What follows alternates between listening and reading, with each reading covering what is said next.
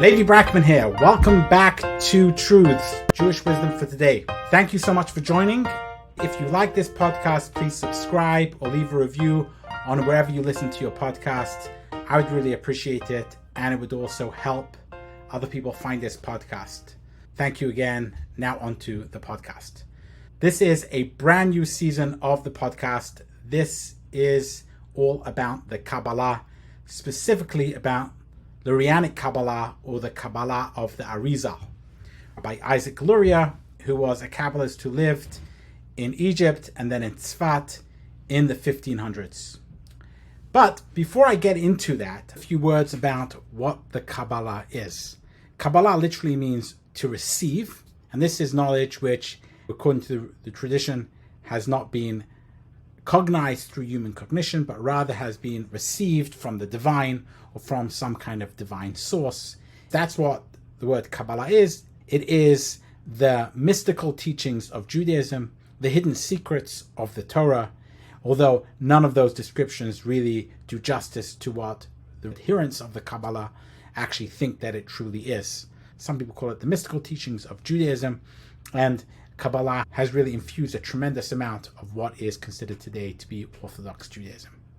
I wanted to also talk about why I wanted to do a whole season about the Kabbalah, teaching it, learning it, describing it, and reviewing it. Let me explain to you why. In last season, I got pushback on this concept of Judaism being a religion of practice, and I kept hearing from these scholars who I spoke to that there is a theology, and that theology might not be rigid. Maybe we shouldn't have a dogma, but there needs to be some kind of connection with God. And the truth is, within Judaism, there is a very large corpus about God. I've spoken a lot about Maimonides previously in this podcast, and I've spoken about the Guide to the Perplexed. I bring him up a lot, but I want to also talk about the other areas of theology that exist in the Jewish religion, and I wanted to try and do it justice. It's important, people bring it up, people feel the need for it, and therefore I wanted to talk about it. Let me start off by telling you what I'm not going to do in this season of the podcast when I talk about the Kabbalah. I am not going to make as if I'm going to share with you the greatest and deepest secrets that Judaism has to offer. I am not going to be a person who stands up here telling you that I'm going to explain to you all these hidden ideas, and I'm not going to portray as if I understand something that other people do not. So this isn't one of those podcasts where you're going to hear hype, where you're going to hear about secrets or any kind of mystical truths and things which only very few people know. I'm not doing any of that. These are things which I'm going to share, are things that people know. Kabbalah is very well understood in Judaism, especially for those who study it, and there's no real secrets here. What I am going to do is try to give you a both scholarly and as straightforward and direct view of Kabbalah as I can. I'm going to start off really in the beginning with a very personal perspective on the Kabbalah and why I care about it and what I actually think about it and what is my evolved approach to the Kabbalah. So basically the human condition, because we're conditioned to be meaning makers, we're seeking meaning in everything, we're trying to constantly connect all the dots, and there's a huge amount of evidence and research to show that that's what we're doing the whole time. We're constantly seeking meaning. As a matter of fact, I think that humans care more about meaning than they care about whether something's true or not, whether something's factual. As long as something offers meaning to them, they care about that more than if it's actually factual. As a matter of fact, one of my biggest disappointments in life, when I hit about 30 years old, I realized that actually people don't really care that much whether something is factual or not, whether it's real or true.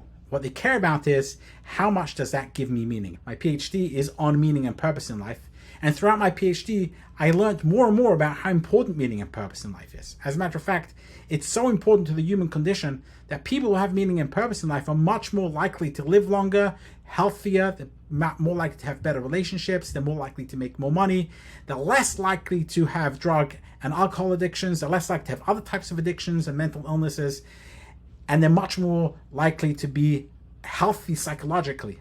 So meaning and purpose is really fundamentally important for people in their lives. We are naturally, therefore, meaning seekers, and we're constantly trying to figure out from the things that we see in life, we're trying to connect the dots and try to create a picture in our mind to explain to us, or a story in our mind to explain to ourselves how it all hangs together and then how it is related to us personally. So we're meaning seekers in life. That's just the way the humans are. So we look around and we say, well, what are we doing here in this world? Why are we here? Why were we born? What are we supposed to do here? And that is a really difficult question. We don't know the answer to that question off the bat. It's something which we have to think about, and we seek meaning. If we know why we're here, we have a purpose, we have a reason, then we can gain a lot of meaning. Without that, though, what are we doing here? And life feels a lot less meaningful. So one of the things that we want to know is, why are we here? And who put us here? And very often we conclude, because I think it's a rational and logical thing to say, that this here that we see and that we feel is not all there is. And most humans therefore conclude there's something else here. A lot of humans feel that there is some kind of creator. I'm not going to get into the whole debate about whether there's a God or whether there's not a God, and proofs for and against there being a God. But my perspective is that it's a rational position to take, that there is something beyond us. What that is, well, the Kabbalah has a lot of views about what that is. So does Maimonides. But it's rational to think that there is something beyond the physical here. And then the question is what that is, and how can I connect to that? How can I know what it is? It's this huge mystery out there. So we yearn in many ways to know what that is, somewhat connect with it, and have a feeling towards it. Because if we do that, then somehow we will have a connection to that which, first of all, is much greater than us, but perhaps which put us here, and has a reason for why he put us here.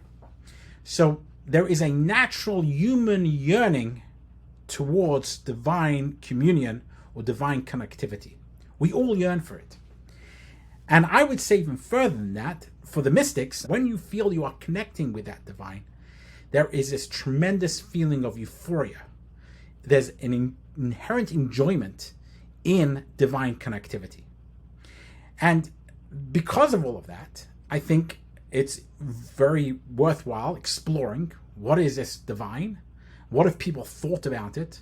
What have people proposed or posited about this divine, and how it relates to humans? There is a lot of fertile ground within the Kabbalah to explain what it is that this divine is, and what it wants from us, and why it created the universe. So the Kabbalah has a tremendous amount to suggest with regard to that. So to summarize this part, humans naturally seek meaning. We naturally understand that there's likely something above us. We want to understand what that is, so that would give us meaning, so we can understand why we're here. And also we have a yearning to have communion with that thing which is above us. For this purpose, we're going to call it the divine. Now, there's another whole aspect of this which is deeply personal, and that is that I have always, and this is not something I talk about a lot, but I want to share with you, my audience, that one of my greatest aspirations in life has been and continues to be to become a mystic. And when I mean to become a mystic, I don't mean to become some kind of iconoclast, some kind of person who's living off on his own, thinking, meditating the whole time, etc. What I mean is someone who spends his time focused on aspects and areas that are not physical and material, that are transcendent of those things, that are in the realm of metaphysics, in the realm of the divine, whatever the divine actually means. Now, I've been very attracted to the Maimonidean concept of the divine for a while, and that is the negative attribute theology, and that is, in order to be able to connect with God, one has to first go through science and physics and then metaphysics, and then one can get to the divinity and theology. And I still very deeply buy into that idea, but I didn't always buy into that idea. I came to that idea through the Kabbalah. I was brought up in the Chabad Chassidic community, and I went to Chabad schools. We actually, as children, we spoke in Yiddish at school.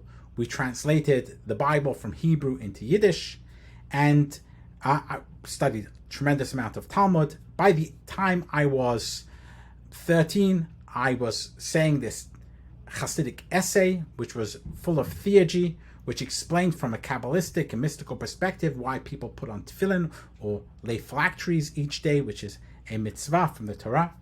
And I also then went on to study the Tanya, which is a major text written by the founder of the Chabad Chassidic school, Rabbi Shneir Zalman of Liadi. Studied that a lot and then graduated from that onto other Hasidic texts. And by the time I was 20 years old, I was spending 5, 6, 7 hours a day studying these Hasidic texts. Now, the Chabad Chassidic school is very much influenced by the Lurianic school of Kabbalah, by the Ari. So there's a tremendous amount of Lurianic Kabbalah found in the Chabad Chassidic school. So this was something I spent a huge amount of time thinking about and studying and meditating on. As a matter of fact, what I have here is a book. This is probably one of the most well-used books that I have in my library, and as you can see, it's full of notes on the side, and I studied this book many hours a day, and I learned most of this off by heart. This is a book written by Rishon Dovber Schneerson, which was a 6th Chabad Rebbe, and he was somewhat of a philosopher and a Kabbalist and a Hasidic Rebbe, and his writings are very lucid. And I spent a huge amount of time studying and meditating, and sometimes over the weekend on the Shabbat, I would spend 6, 7, 8 hours at a time meditating. And I had what I consider to be very significant mystical experiences during that time period. I continued studying Hasidic thought for many years, and up until I was about 30 years old, I spent a good amount of time each day studying Hasidic books and meditating on it. And it was a real joy. When one really got into it and was totally immersed in it, there was a sense of euphoria that one would reach through being able to see the world in the lens of the Kabbalah. To be able to feel that you're actually living in a world which is infused in its entirety with divinity, and feeling that true communion, that intimacy with the divine. There is an unbelievable joy that comes together with that. And I actually maintain that the pleasure of communion with the divine is as great, if not greater, than any other kind of physical joy and pleasure that you can get. All the material success that you can have actually is not as exciting as that sense that one can have of communion with the divine. So I've had that. I've experienced it. I've experienced those, what I would consider to be mystical experiences of divine connectivity, and they were wonderful. Wonderful.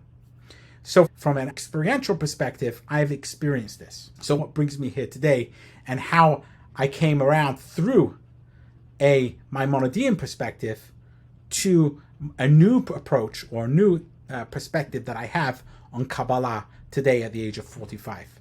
So over the last 15 years, I would say that I've studied Kabbalah not very much.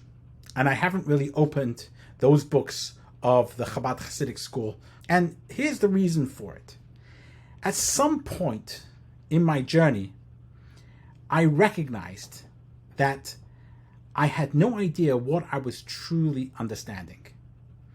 So I would spend many, many hours studying Chassidut and then contemplating on it, doing something called hitbonenut or hisbonenus, and would spend time during prayer and really focusing and meditating on what they called Hasidic essays, which contain some of these deep mystical ideas found and having their source in Lurianic Kabbalah. And you get to a sense and a state where you're actually able to see the world in your mind's eye through the lens of these Kabbalistic ideas, to the degree that you actually walk around outside and you actually feel that everything is infused with divinity and everything is the divine. And it's a wonderful experience. But what I realized that I'd come to it from the wrong approach. What I realized was that I didn't understand the first thing about the physical world. Because I'd been brought up where I hadn't been taught and hadn't been given an education in science and physics and chemistry, that I actually was lacking a lot of the foundation needed to fully appreciate the divine. So I was worried that what I was appreciating was all fantasy, that this wasn't a real experience. And the only way I could get to a real experience of this was through having it deeply grounded in science, in the physical universe. And having come across in my mid-20s the Maimonidean approach, where Maimonides says that in order to possibly understand metaphysics, one has to first understand science and physics. And he said something which really made a lot of sense to me and still makes a lot of sense to me till this day. Maimonides basically says that the only way to truly understand what God is to have a very clear understanding of what he isn't. And the more you understand what he isn't, the greater you're going to have the ability to understand what God is. And my fear was that I had built all these ideas in my mind of what God is, and they could have all been wrong. And perhaps they felt tremendously right. And it felt good. But a lot of things feel good in life that aren't real. Ask anyone who's taken shrooms or anyone who's gone on ketamine trips. They will tell you that they had unbelievably eye-opening experiences. That doesn't mean that any of it was real. Now, you could argue that was real to you. Perhaps.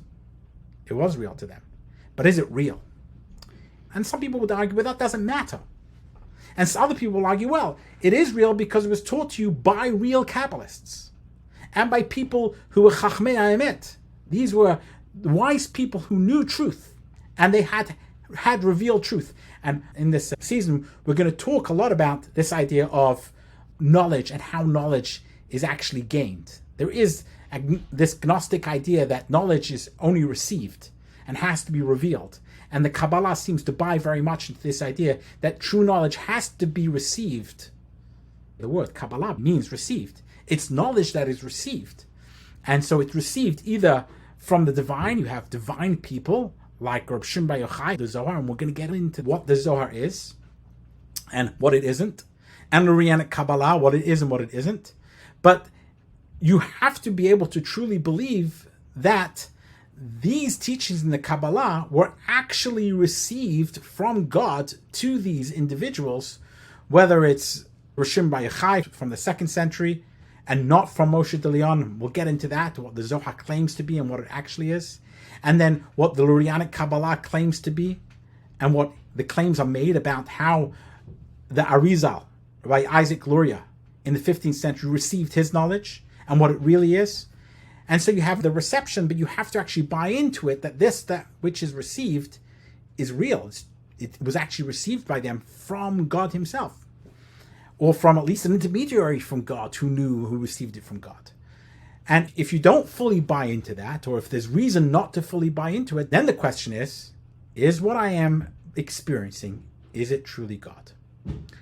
And from the study of Maimonides, where he says the only true way to experience God is through first understanding science and physics, I had enough question to convince me that I had to come to it from a completely different perspective. So I set out to study science. I actually got a PhD in the sciences, I got a PhD in psychology, but it was a highly quantitative PhD, which necessitated the study of statistics. And I went to university and I studied mathematics, and I studied chemistry, and I studied physics. I'm not saying that I'm an expert in any of these areas, but I signed up for courses to study mathematics, to study chemistry, to study physics, and also statistics. And I parlayed all of that into a PhD in the social sciences. And you can look up my PhD. It's available online, Google Scholar, and look up my name, and you can download the whole PhD and you can see what I mean. And I continue to study science and take great interest in it. And I really buy into this idea that in order to comprehend the divine, one has to do it through a solid grounding of understanding of science and physics first. There's no way to jump steps. Science, physics, metaphysics, and then you can get to a study of the divine. Otherwise, there's just maybe a lot of misunderstanding, which might feel great, but it's not really it. So that is where I came to. So I've spent the better part of 15 years not studying Kabbalah, not studying Chassidut, but studying science, physics, psychology, and some metaphysics as well. So now I'm coming back to the study of the Kabbalah, which I've started coming back to recently. I would say over the last 6 or 8 months, I've come back to studying the Kabbalah, but from an entirely different perspective. And my perspective is a little bit more nuanced than it was in my 20s. Because at this point, I see Lurianic Kabbalah and the Zohar not necessarily as received truth, but as the musings of very enlightened people. People who had spent a huge amount of time and effort focused on trying to understand a number of key questions.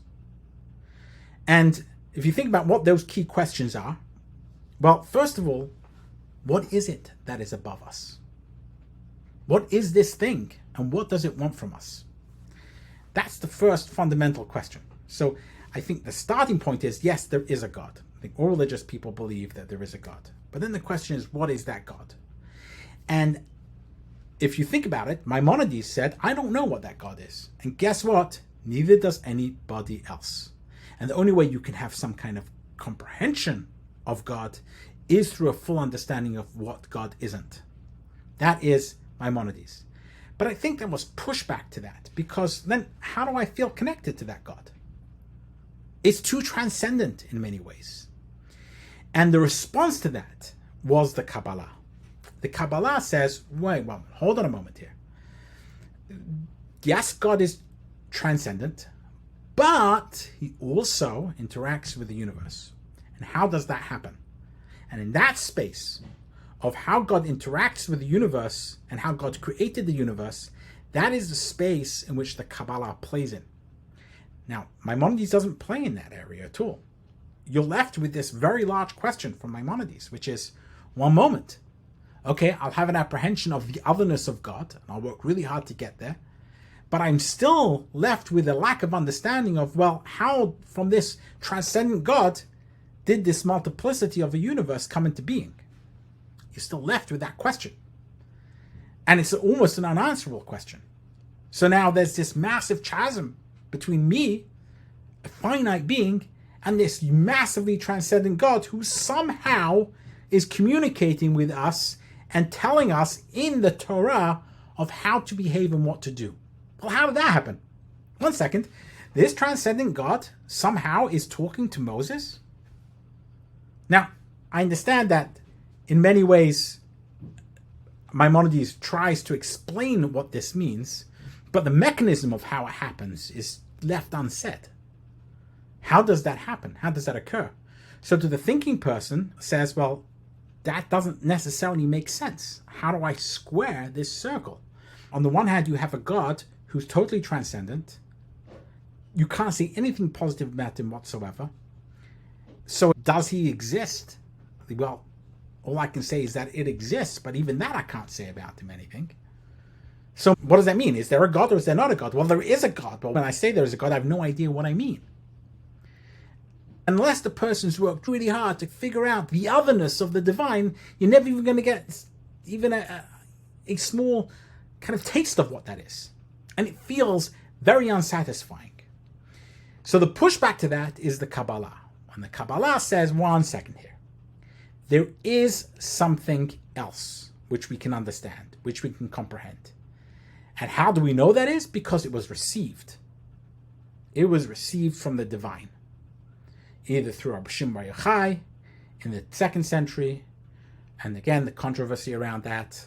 Most scholars do not believe that the Zohar was from the 2nd century, that it wasn't an ancient work and it came about in the 1300s, and they have really good reason, and we won't get into that right now, but we're going to, I promise you, in the course of this season, or that it was somehow else received through Elijah the prophet coming to talk to people and revealing to them, or there was some kind of, the people had a Ruach HaKodesh, or you had some other figure from the past, Achia Shiloni, came and taught the Baal Shem Tov, who was another figure, founder of the Hasidic movement, but also in the Kabbalistic tradition.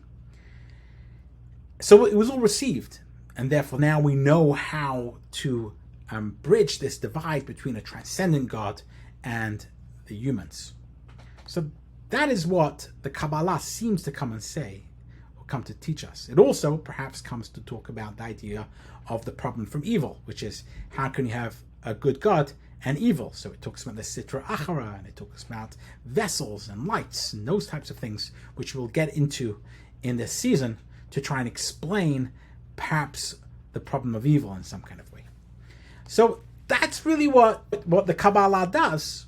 And whether you want to accept that this is received knowledge or not, they're definitely, again, ideas which are well worthy of us to consider. This is my introduction to why I care about this, why it's personal to me. So how do I come to it today? Well, on my journey and the realization, the God that is depicted, or not depicted, by Maimonides is a God which is challenging for us to relate to in any kind of way. So the question is, do we just accept that? Or do we try and understand if there's another approach?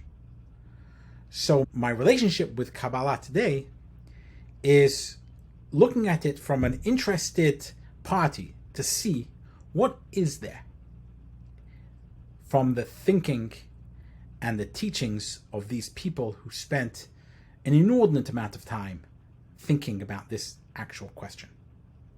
So I'm not looking at it as if this is the truth which is being revealed to us from the divine. I find that to be very difficult to accept as a premise. I'm not looking at this as if these are the hidden secrets of the Torah which have been hidden for thousands of years and only recently revealed. I'm not looking at it from that perspective either. But I'm looking at it from the perspective of someone seeking to become a mystic. And in a sense, and I know for some people this will sound incredibly haughty of me to say, as a fellow traveler, a fellow seeker, seeking within the writings of these great mystics some ideas which can also feed my soul, and which can also feed my yearning for divine connectivity. But fully with my eyes wide open and understanding the pitfalls here, and understanding what this is and what it isn't. And for me, these are really interesting, fascinating ideas that one can take in, try and understand, and then perhaps through them gain a greater level of divine connectivity. Now that in the end, where that journey ends, I'm still not sure. In the end, do these ideas really, without believing that they are received from the divine source, still hold the kind of weight they would if one did believe that they came from a divine source? I don't know. Maybe they do, maybe they don't. If you take away, in other words, the divine origin of these ideas, do they still feel compelling or not? My thesis is that they are compelling still. Perhaps not compelling in the same way, but compelling nonetheless. So that's what this series is going to be about. I'm very clear that it seems to me that the Zohar was not written by Reb Shimon Bar Yochai. It's not an ancient book. I am not a believer in the fact that Elijah the prophet came and spoke to the Arizal and revealed to him these ideas. I'm not a believer that the Baal Shem Tov had communion with Achia Hashiloni. But I am a believer that these are the teachings of incredibly intelligent people.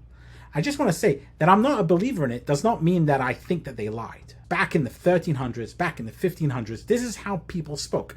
We have to understand, put ourselves back into a deeply enchanted world. And next week, I'm going to talk about the Zohar. And the week after that, I'm going to talk about the Arizal and talk about what the Zohar is and the world which lived in the time of the Zohar. And then the week after that, I'll talk about the Arizal and who he was. But what you'll learn is that these were deeply enchanted times. These were times when the norms were entirely different. It's impossible to judge them based on today's values. We live in a disenchanted world. We live in a world where science is the norm, where empirical evidence is the norm. When you see someone like Rabbi Chaim Vital saying that he really dug into it and he found that his teacher, the Arizal, actually had visitations, physical visitations from Elijah the prophet, he didn't mean that he did any kind of empirical research on it.